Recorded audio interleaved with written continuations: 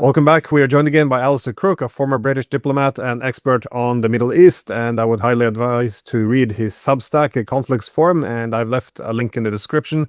And actually, thank you for coming on.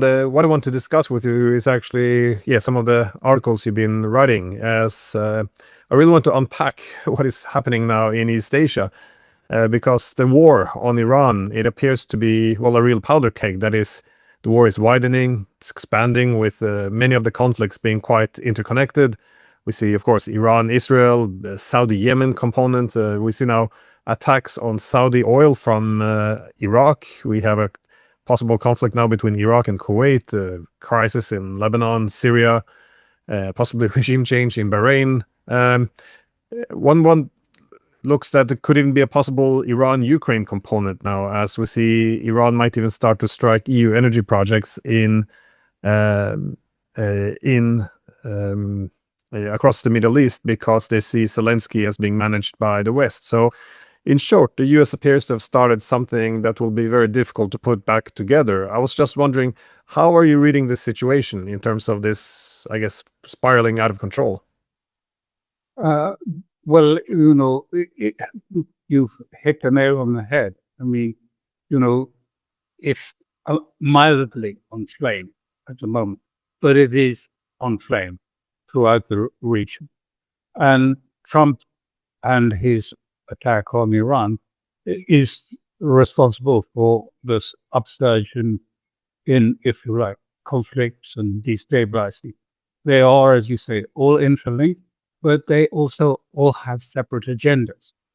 This is what makes it impossible now, in my view, for the United States to get an agreement with Iran. I mean, there are other reasons too, but I mean, it's become a really complex matrix of interests and agendas, which, before it was a binary, negotiation between Iran and the US. And now even Trump is saying, well, in future, now we've got to have the Houthis. Remember, it wasn't so long ago, he said, well, we've got to have Hezbollah. Hezbollah called me up. And I said, you have to join in the talks. I mean, that's a joke, of course, but I mean, it all sort of underlines the complexity. So if you start with the most complex part, or the most complicated one from the US perspective, it will be Yemen. And what happened, just to give a little background to your listeners, if that's all right, is it really, there's been a ceasefire underway with Saudi Arabia, and also there has been a siege by Saudi Arabia of the Houthi Ansar part of Yemen for more than 10 years. Siege on ports and airports. And of course, the Houthis strongly resent and object to this. Well, what triggered it all was that they had prepared the delegation to go and attend the funeral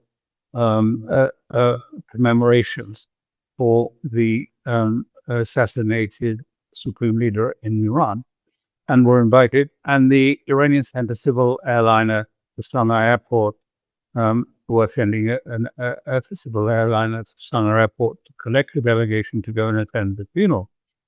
Saudi Arabia said this was against their siege, so they bombed the airport, Sana International Airport, to prevent the plane landing. In fact, the plane did land as per data, and the delegation went to Iran and returned. And as a consequence, then, we're closely on the verge of war between Yemen and Saudi Arabia. So that's really why it came into being. And so Yemen then declared, rather along the Iranian lines, okay, siege for siege. You've imposed for 10 years a siege on us. We impose a siege on Saudi Arabia. And that meant effectively the closure of the Red Sea to the ports of Saudi Arabia. Please note, because I think it's important that it doesn't mean the closure of the Red Sea to all shipping. It means the closure of the Red Sea to Saudi shipping. Now, there are a few wrinkles in it. The Saudis have tried to slip a couple of tankers through towards the Suez, and 2 tankers have been struck that were heading towards Bab al-Mandab by the Yemenis. But what the Yemenis are now doing is effectively they are warning empty tankers coming to the Yanbu port facility and saying, go back, don't come here because you will be stopped.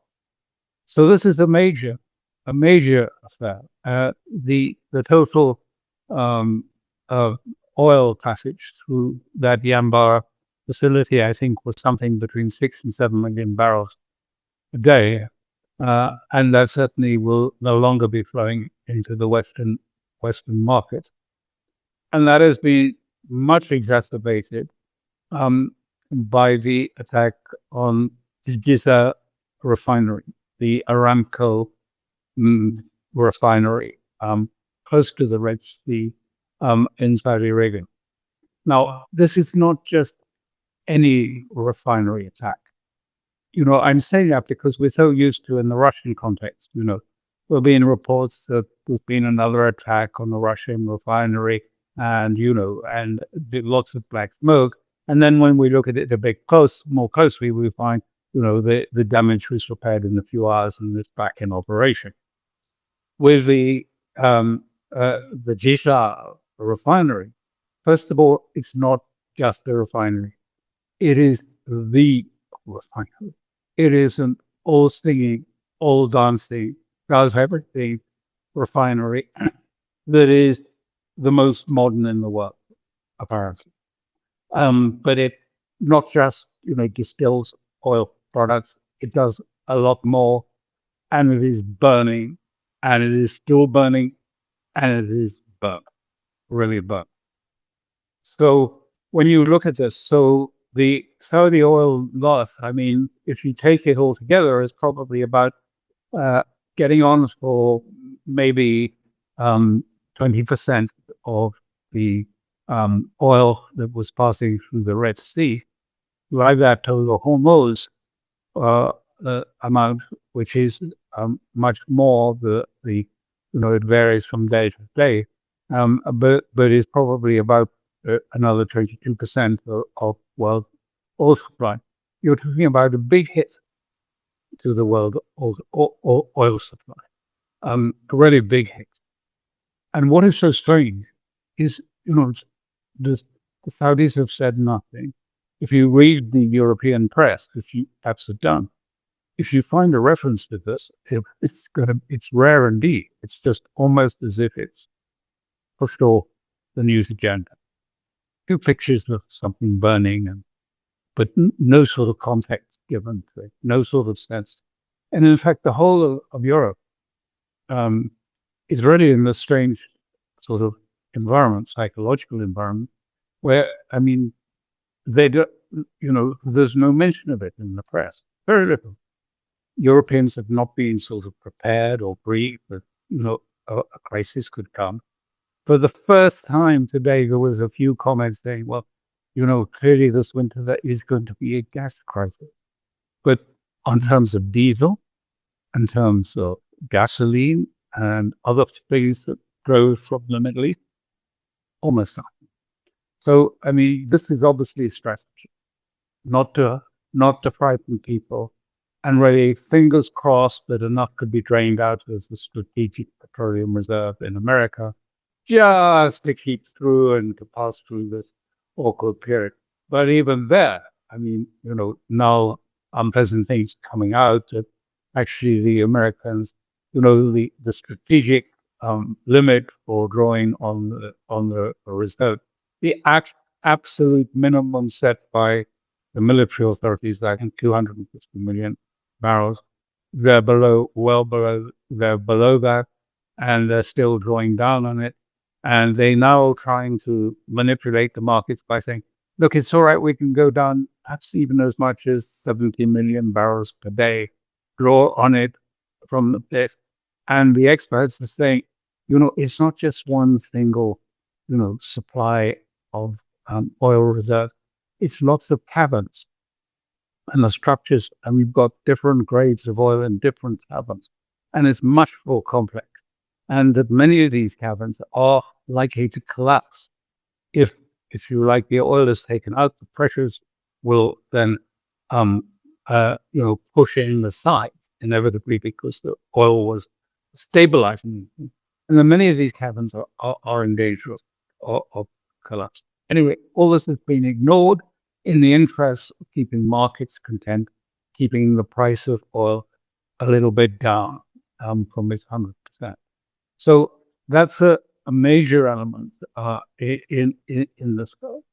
Then another one, which is hardly really noticed, but is in Iraq, where the prime minister went to see Trump. It seems that he gave Trump some indications that, American oil companies would be favored in Iraq against existing competition, something of that sort, maybe. But also said he was going to disarm the Shia militias, the Houthis, by the 30th of September. And they said, no way. What are you going to do? So there's a lot of problems there. And Iran special forces are fighting in Iraq across the border from Sulaiman Shah. They're fighting there against the Kurds regularly.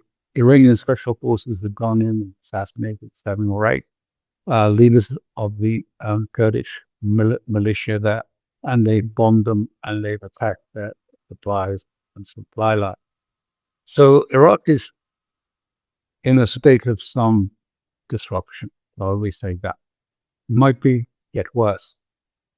I think, the funeral showed very clearly the strength of, I don't call it Iranian power because it's not really Iranian power, the civilizational force of Iran.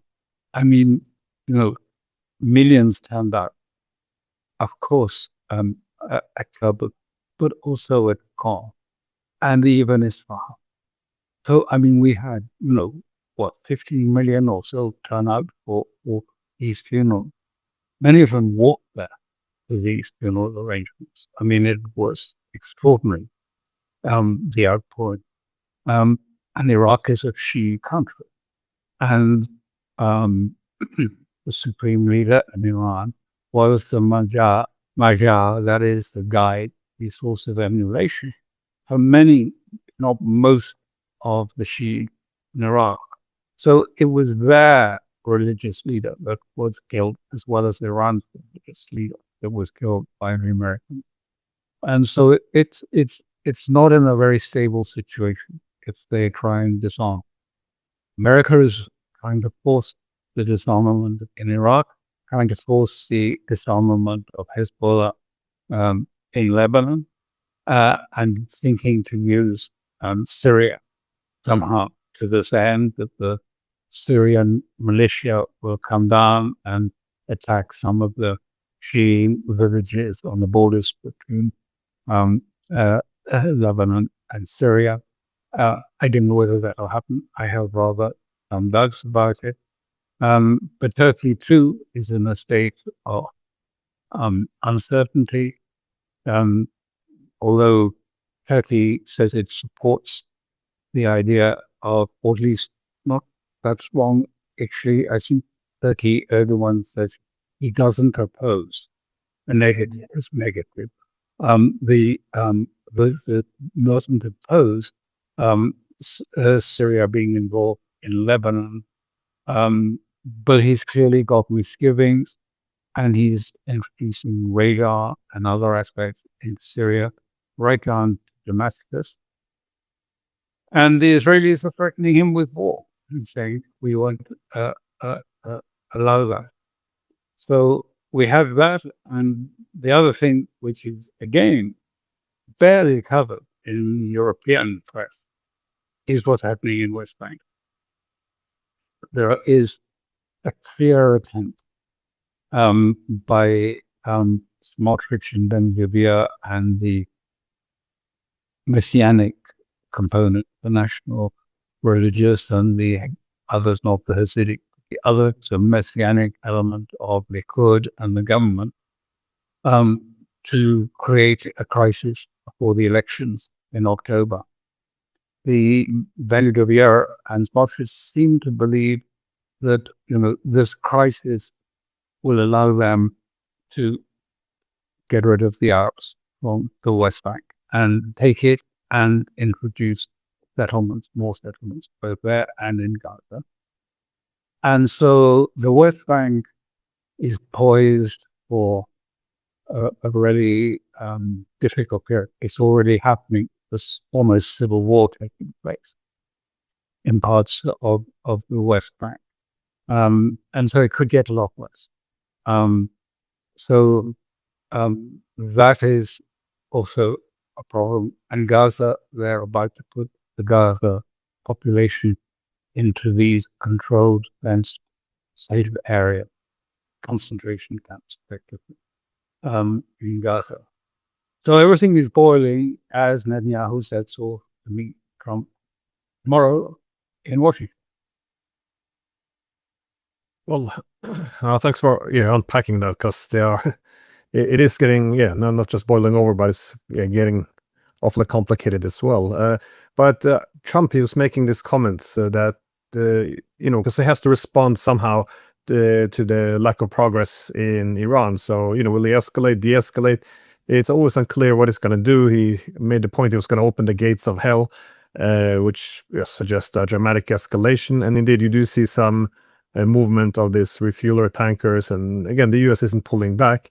So either it's going for that escalation, or by preparing for a major strike, or it's looking to walk this back, as some of Trump's advisors apparently have recommended, given that the weapons are becoming depleted. There's no convincing path to victory.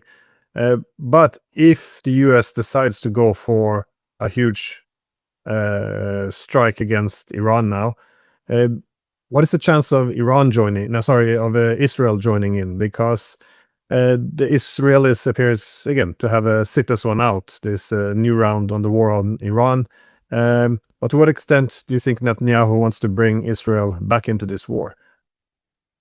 Netanyahu desperately wants to bring Israel back in the war and to persuade Trump to attack its infrastructure.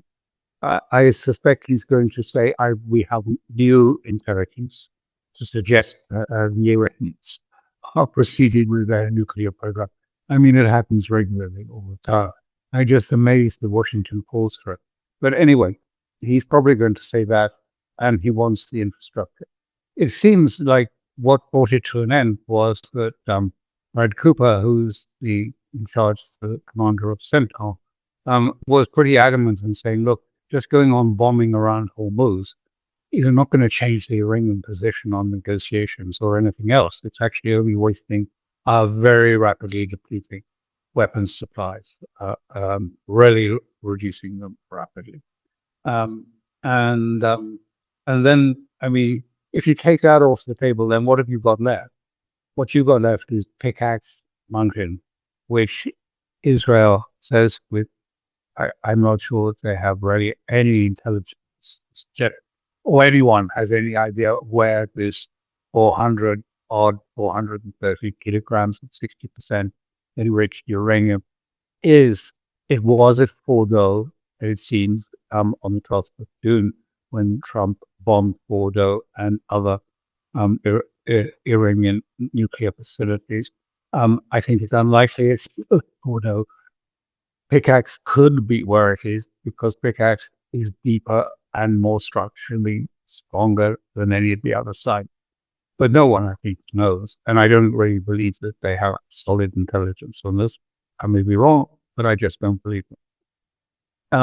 So, I mean, these things are not inviting targets. I mean, first of all, to bomb Pickaxe, it's a solid granite mountain, very steep slopes, and 1,000 meters down to the working level. And the experts say, well, to bomb this, we have to sort of drill down 2 to 3 meter vertical shafts by bombing till they get that 1,000 meters, and then they'll drop a nuclear weapon down it, and it will blow the whole thing up. I mean, this is fantastic. I mean, this is sort of science fiction, not serious. I don't believe it's serious. I mean, imagine trying to sort of shape a little vertical hole into a steeply sloping granite mountain. It's just, the thing will bounce off the bombs. Anyway, I think that'll be a gift to Iran. And then if they put troops on the ground in Isfahan or somewhere, go and seize Isfahan and take the tunnels, I think that would be a huge gift to Iran. That the troops would be captured or kept. Americans, there will be a large loss. So this is why I've written that actually the military war, the back of it has been broken. I mean, America is running out of the wherewithal for a major operation, run out of the wherewithal, and it hasn't achieved any change. In fact, the opposite has happened. The Iranians have become more resilient and tougher in their position. And I argue, and have argued, that they completely have the Iranian situation back to front. They just don't understand because they keep arguing that the situation is that they've got a very hard line leadership. And the ordinary people are just desperate for some sort of solution they want to get out of this. And actually, it's the reverse. The leadership are pragmatic. They may be tough, but they're pragmatic. But it's the people on the ground, particularly the young, who are saying, why are we talking to the Americans at all? Actually, what we want is vengeance. They are tough, and they're giving the negotiators quite a hard time. I mean, they were attacked. They weren't, but they were not popular. I don't think there isn't going to be a change on the posture. The Iranians have already said we're not negotiating with the United States, and we will not negotiate with them as things stand. So, I mean, there hasn't been a change in posture.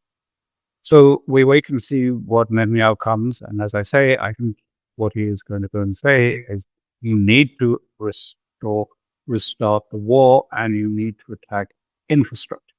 They're very careful in their words on this. Infrastructure that would end the ability of the state to provide services to its citizens. In other words, they're calling for the complete destruction of the state. I mean, that must be the definition of a state that is unable to provide any services to its people. So that's what I think they're going to say. I'm not a, lots of people think this is going to be, slam dunk and Trump will agree with it. I'm not one of those. I think that Trump has an inkling, if it penetrates through to his mind, that this hasn't been going well, and it is not going well in terms of the polls in the US. I mean, the latest polls that show a catastrophic fall in the standing of Israel amongst Americans. I mean, CNN comes out with it very clearly and says we've never seen anything like it. The drop off in support for Israel across the board is, stunning. And the other, even Fox puts it up. So I think, there is a new vibe in Washington. I only call it that. I mean, it's not a strategic thing, but I think there's a vibe which says, this, and I think even the Wall Street Journal said there wasn't anyone at the meeting the other day that thought continuing the war is a good idea. And so I don't think that Trump, we don't know what hold Netanyahu has over Trump exactly, but I don't know that it's a sort of open and shut case that he will do what Netanyahu wants. So what will happen? I just think that I imagine that he thinks he can just go back to the MOU as is, as it would be left it, and that he can just take it up and say, well, we're negotiating on that. I don't believe that. I don't think that that's possible. I don't think it's possible because he discredited the MOU so completely, and because he lied about it. and continuing to lie about it and walk back every provision in it. I don't think why would the Iranians just simply go back to this? Why would they agree to a halt in the war simply for America perhaps to rearm and re-prepare and come back in September and decide now the weather was cooler that they could do some military operation in the area? I think the Iranians probably wouldn't accept that so easily. So, this whole question of language, I wrote about, the whole language, I'm shocked when I hear what they're saying on Fox News and things about, they're all evil. They're all just a gang of thugs. They're not really human beings. I mean, this Manichaeanism, it's so powerful. And I've always remembered it from earlier. Think back to Carl Schmitt and Leo Strauss. They always said the main aim was to blacken your enemy so completely, so thoroughly, that no one could negotiate. It was not possible to negotiate with them because they're evil. How do you sit down with evil? How do you allow evil to emerge, if you like, in a stronger position? You don't. And that was their purpose. And of course, Israel plays that tune all the time. Iranians, evil, they have to be defeated totally, completely. But it does stop your ability to negotiate anything, particularly with a sophisticated country like Iran, by just saying they're so evil all the time. And so that, taken with the sort of widening of the regional war, means that I don't think, unless Trump did one thing, which would be to provide real concession, major concession on Hormuz and on Lebanon and all of these other areas, and front load it and offer it in advance, because no one believes him when he says, whether things work out, you get all your money and blah, blah, blah.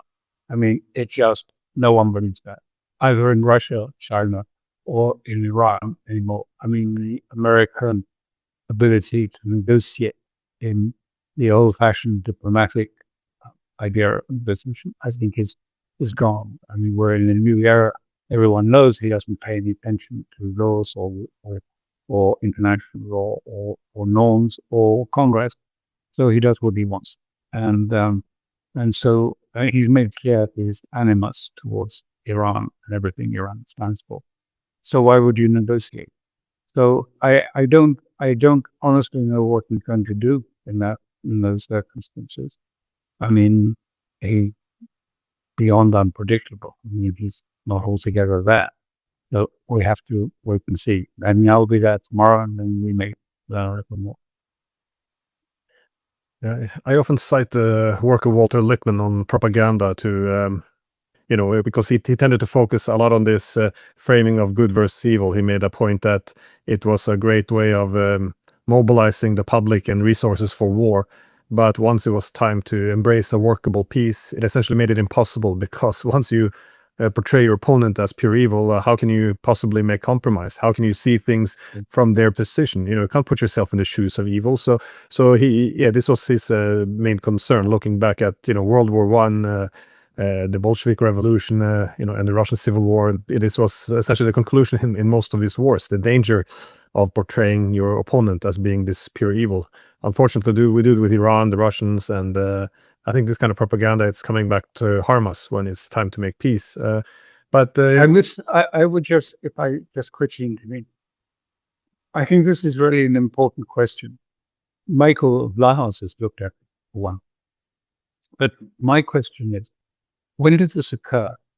Because after all, America was founded as, I won't say messianic, although it was partly messianic, but a millenarian society that was the Redeemer nation, bringing liberty and democracy and all these benefits to the world. And at some point, it turned radically Manichaean, black and white. The most obvious case was not with Trump, but Biden. I don't know if you remember when he was in Prague, and then certainly afterwards at Liberty Hall, when he was speaking And the whole thing was in some somber red light. It was really, a sinister looking setting. That he spoke in front of this symbolic place to say that, Putin was evil, Russia was evil, and we were the light and the good, saving civilization. I mean, when did this actually happen? And I don't know, but it's an important question. It seems to me that that America slipped into this. Was it with 9/11 or something else that it changed? I don't know. Anyway, that's just a by the by, but it's an important aspect. I think what you said about before about the consequences of it, because it's not just Iran. I mean, it's the same with Russia, but obviously China too, but in a different way. But I mean, the West is just isolating itself into this little bubble, this sealed retort of sort of virtue. We are virtuous and we are the good, and everywhere outside of us seem to be evil and bad, and we can't talk to them and we won't deal with. I suspect the post-Cold War order contributed to some extent, because if you form a world order based on hegemony and you essentially make the argument that the hegemon is benign, it will serve the benefit of all, you essentially make liberal democracy a hegemonic norm. And I think this probably contributed, well, at least to some extent, because you usually have two ways of understanding the world. One, you would see the international distribution of power, creating power competition, but then you would recognize that peace means to put yourself in the shoes of the opponent, to figure out where you can compromise. But if you see the world as being this eternal character of states that determine whether or not they're peaceful, well, that was the entire ideology after the Cold War. That is the democratic peace theory. That is, because we're liberal democracies, we're more peaceful. So I think initially there was you can argue it came from a good place. That is the argument that we're going to pursue security in a positive sum game. We're just going to promote democracy and human rights, and then the world will become more peaceful. I mean, this was a very pervasive ideology for our hegemon. But what you essentially do is, if you say it's internal character of states, you will always see the weakness in others. So you will attribute goodness to yourself and evil to others. So if it's internal character of states that create peace or war, then it's essentially all other states that either has to be converted, they have to be contained or defeated, because the era of mutual understanding and compromise is essentially appeasement. Why would good values seek to compromise with bad values? And I think this is at least part of the hegemonic piece. I think was made it too ideological, perhaps. When we did the first talks with the IRM long ago, and we sat them both in a room together, the armed wing of both sides, and we thought that could be, lead to some sort of solution, just getting them together. Actually, it did the opposite. It was a disaster. It just confirmed in each their prejudice about the other. So we started again, and we look very much at the whole question of, why don't you sit down and say what your history is, how you understand your history, what you see to be in the future? And they said, don't be so silly. You will never accept that. You will just refuse it. Our history. That was the on the Catholic side. And but after a long persuasion, they did. And so you have two completely incompatible versions of history and incompatible visions of the future. That wasn't the point. The point was, and this is what's relevant to the situation today, the point was that at that point, you got to the right where you could say, look, I don't accept this man's version of history. I don't accept everything for the future. But I do accept that this is a valid exposition of his people's interests. And if both sides could accept if the other had a point, we don't agree with it, we think it's totally wrong, but only then does politics become possible. The acceptance that the other person has a position made it possible.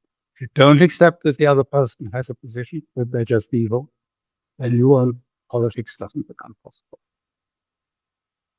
Just think back in the 90s, at least, you would be able to say things which are common sense. For example, with the Russians, you could say, well, what are the strategic interests and security concerns of the Russians? And you would have a military intelligence and political leaders arguing, well, their main concern will be NATO expansion. Oh, and they might react quite negatively to this if this is what we do. Was common sense. Many people would say this. If you would repeat that today, there will be huge consequence, because you can't recognize that the opponent has security concerns, at least not being triggered by us. And the idea that they would respond to this will be dismissed quite quickly as some form of attempt to legitimize their policy. So it's very. I mean, if we brought back, if we look through the work of Kissinger, a lot of the things he would have argued, wouldn't be possible to say in the open anymore. But I wanted to just circle a bit back to what you spoke before about the Israelis wanting the US to go after Iranian infrastructure, because I see Trump has taken again to social media. He's making this point that, he made some AI work on bombing Karg Island. This is apparently what state leaders do these days, put out AI pictures on social media about bombing infrastructure. But again, he can retreat into his own reality if he prefers to. Um, but I was wondering, what are the possible risks here, though? Because only that strike by Yemen into Saudi Arabia's oil infrastructure, I mean, it's not just the whole disruption to the markets. It could be the Gulf states, retreating from the US-led alliance system. I mean, it could be the petrodollar at stake. And just, a few, I wouldn't say minor strike, it was quite a powerful one. But there seems to be a lot at stake here. I was just wondering, because I'm trying to assess whether or not the concerns from Trump are genuine. I'm just wondering what is at stake here if if Trump decides to go down this path that is not just posting his AI pictures, but actually starts carpet bombing Karg Island, for example, which is critical for Iran's oil exports. It is partly, I mean, it is, it's only a terminal. I mean, that's not where the oil fields originate. Often people think they are in Karg Island. They're not. And so it's just a terminal. And I don't think it will be impossible to sort of adapt that. I think the main thing is that by Karg Island is, the stupidity of this idea. I mean, how would you get your troops there? You're going to sail them down. It's the other end of Houthis, far end of Houthis, about 400 to 500 kilometers down. How are you going to get them there? You're going to fly them in? Is there a landing? Where would you land them? Karg Island comes under complete fire control of Iran from the cliffs opposite. I've actually been to Karg Island for some reason. So, there are the Iranian full of tunnels, full of artillery. So you come under full artillery control. Same, of course, with the straits in the Hormuz. The temperatures, I think the Americans would melt in them if they did it now. I mean, we're melting in Italy, but it's more worse in Iran at the moment, and the humidity is incredible. They need 8 liters of water a day to survive in the sea. Where the supply is going to come from? How are you going to get them there? I don't think this has ever really been thought through, except by the people in the element who know these things. But I don't think they're thought through by Trump, or by even probably most of his team, Rubio, and the people who really advise him on Iran, who, according to Maggie Haberman, she was asked in this interview, who are the people who really advise him? And she thought about that, and she said, well, I think Susie Weil, she has a lot of influence because he really trusts her. She's the chief of staff, former chief of staff of Netanyahu. And then she said, and then I would say it's Witkoff, the bubble cushion. And when she was asked, what about Haystack? He said, what happens with Haystack is he usually comes to those meetings with General Kane, the chief of general staff. They come together. And so Haystack sort of stands back, doesn't engage in the real question, is this a good policy or a bad policy for the United States. He just sort of brings in Kay, who is, and Trump loves real generals, from central casting, as he says. So he has a general there. And the general then just swamps him with technical things. So yes, of course, there could be a major attack on Iran, but it would require the following tanker aircraft to be positioned. We'd need the following missiles to be pre-positioned. So he talks technology, and we all know Trump gets bored with that in about 1 nanosecond. So, I don't think so. It looks like the burden of advice comes from Kushner, who has a direct line back to Tel Aviv. So I don't know that so what's being fed to him? Oh yeah, it's easy. We have control of the airspace, dominate the airspace. I mean, this makes it very unclear. Now, the other thing your viewers should know, and we've written about it, is I haven't written about it, but Ashley has a long piece about the nuclear issue on the Hebrew press and the military and security commentators in Israel. And it is stunning because there are many of them, Ronan Bergman and all of these people, are obviously communicating with each other. I mean, they're very similar in the line that they're taking. And they're all just saying, this whole nuclear thing was a lie. There never was a threat. There is no threat. Iran hasn't got a weapon. And they're adamant that, Fordo and all of this was never destroyed, obliterated. It's surface damage yet, tunnels shut. But it's extraordinary to read the sort of vehemence by which they say, Netanyahu's just lied and lied and lied about this. And they give examples. And he said, when he wanted to support Trump's position that they'd obliterated this infrastructure, Fordo, Isfahan, etc., in June, no one would sign up to it, the experts. I mean, they're saying this explicitly in the Israeli Hebrew press. No one would sign up to it.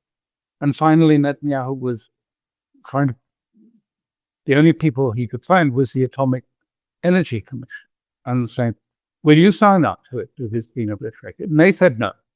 And then there was finally a sort of compromise last sentence, ambiguous sentence put in it.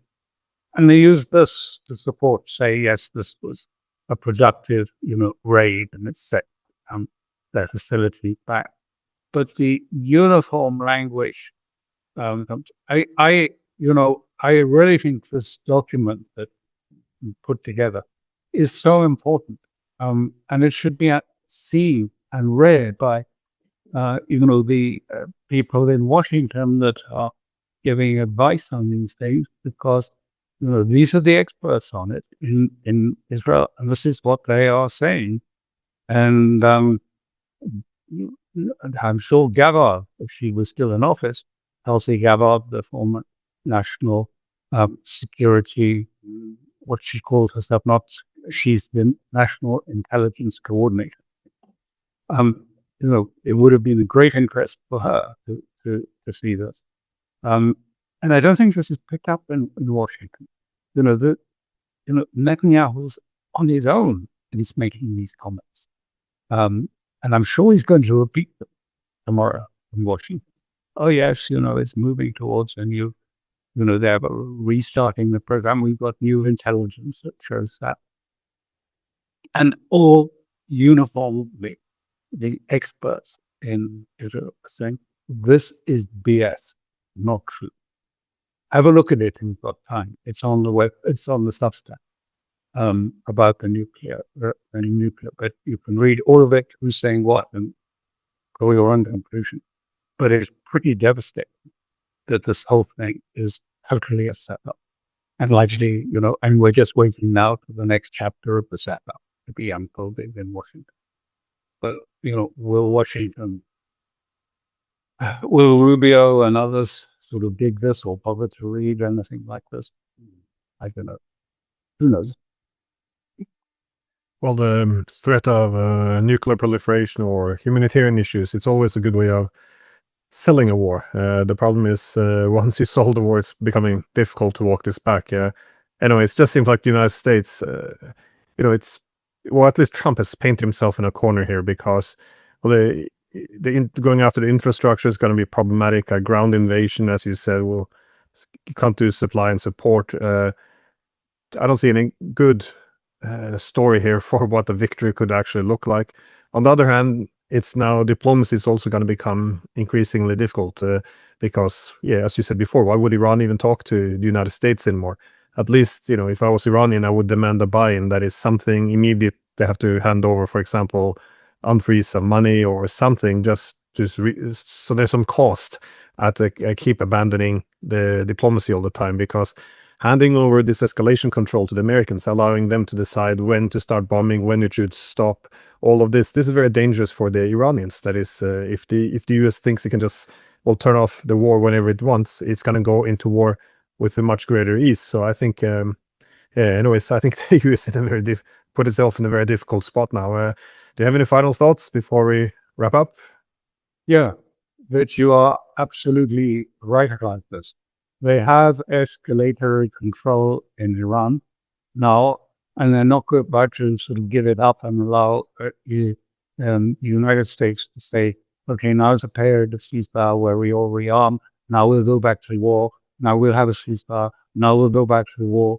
I think they have understood very clearly this is wholly adversary for adverse for Iran. And so I think they will keep their escalatory governments. They may even go to war and extend the war. I mean, they are keeping cards in reserve. And it's not that, Israel is exempt. It's just its time hasn't come yet before that card might need to be played. So there's a lot forward to go. If Israel really wants to get involved in it, I think Iran is ready for that. It's not a threat to them. Actually, it is something that has been in the plan from the beginning. Well, Alastair, thank you so much for your time. Almost kept you for a full hour, so thanks again.